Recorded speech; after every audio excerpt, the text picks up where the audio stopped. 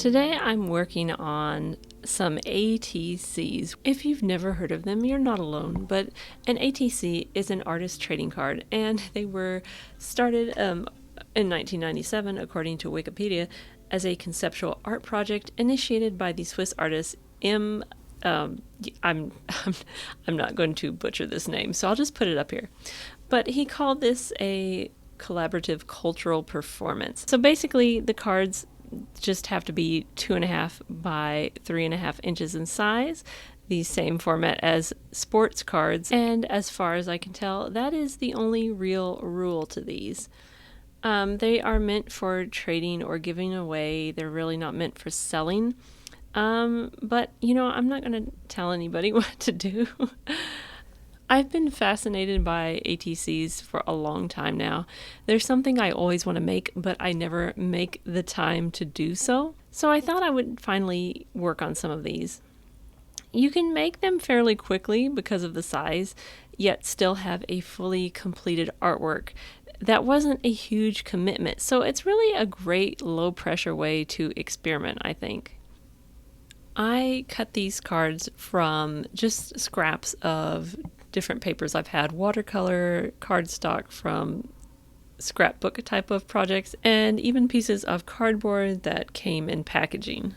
And I mainly used colored pencil, gel pens, and marker to create these. The pieces I'm making in this video were inspired by all the things, or many of the things, I've been saving on Pinterest.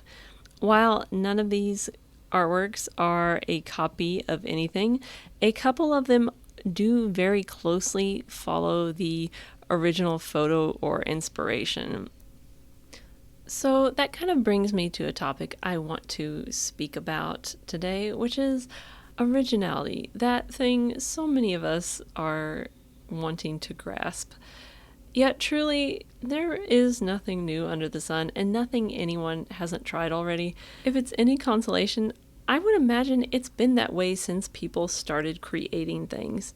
So anything you create won't really be original in the sense that it's never been done before, but it will be in the sense that you have never done that thing before. It's really not the subject matter. I don't think that's important, but it's the way you present it through your lens that makes it unique. Of course, flowers and figures have all been done before, but not necessarily through your filter.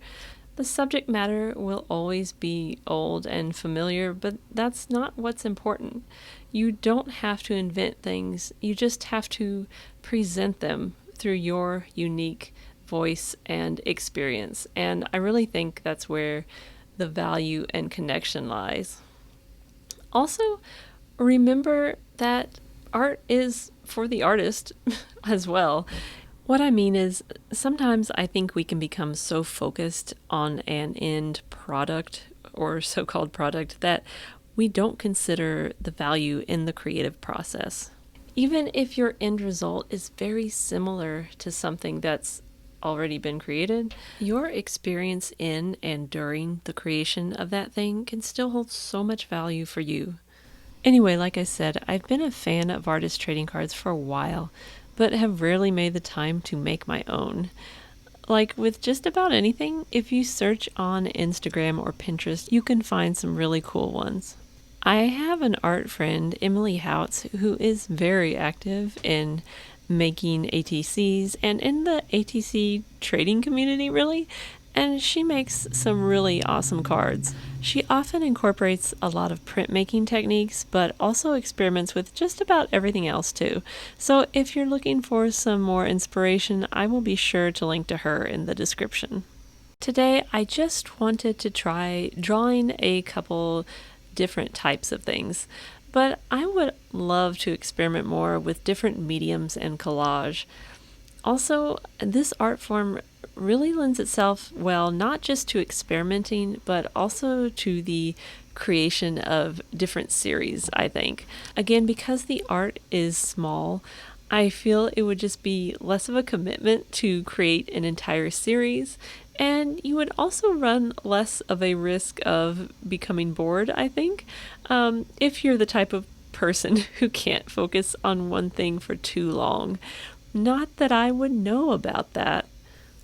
If you are feeling stuck creatively or need to change things up a bit or want to experiment with new things, I would highly, highly recommend making some of your own artist trading cards.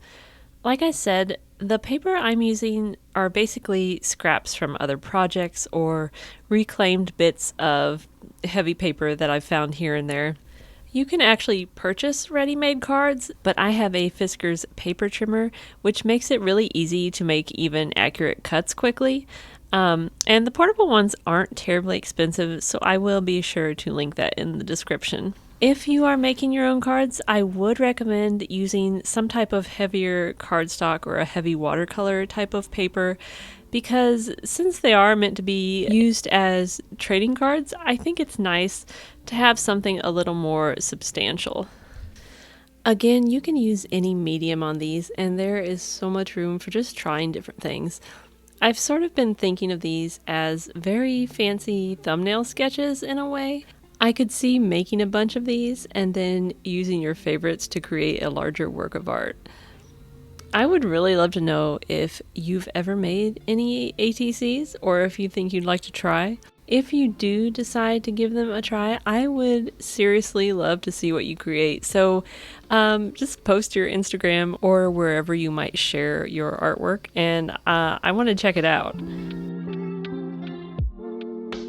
I've got one card left in this video, and I think this might be, well, I don't want to say one of my favorites, but I really like the technique I kind of started to stumble onto. I feel like I kind of messed it up at the end, but the silver and gold rays around the beat, I feel like I could do more with that, and I'm kind of excited to play with that some more. If you watch to the end, you'll see where I did some purple outlining around the beat. I kind of wish I would have done that a little differently. I don't know. But again, this is a really great learning process, and I think you do come up with some fun art along the way.